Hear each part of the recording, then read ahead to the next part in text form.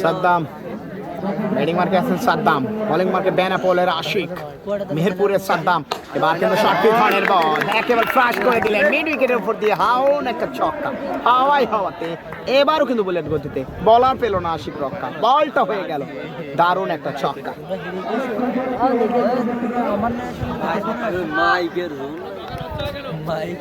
মাসুদ রানা আছে? জি ভাই, আমি তো বলেছি ভাই মাসুদ রানা আছে। রাশেদ ভাইয়ের আমি বিগ ফ্যান, রাশেদ সাড়া দিতে বলেন ওয়াসিম দাদা। রাশেদ আছে, সাড়া দিবে, অসংখ্য ধন্যবাদ। পরবর্তী বলটা নো বলটা হবে এখানে, তবে এবার ছয়, এবার কিন্তু ছয়।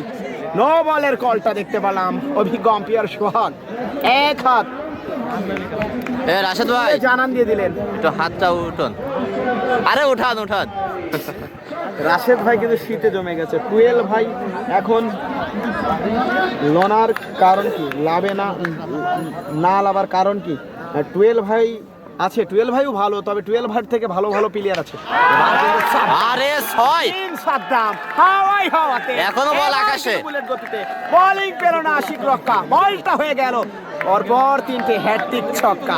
ব্যাটসম্যান ওই জিন সাদ্দাম, না এই মাঠের সবচেয়ে বড় ছয়। 107 মিটারের একটা ছয় দেখতে পেলাম আমরা জিন সাদ্দামের ব্যাটে। 107 মিটারের আনুমানিক দাদা, 107 মিটারের একটা সিক্স জিন সাদ্দাম। আমি বলেছি হ্যাটট্রিক ছয়।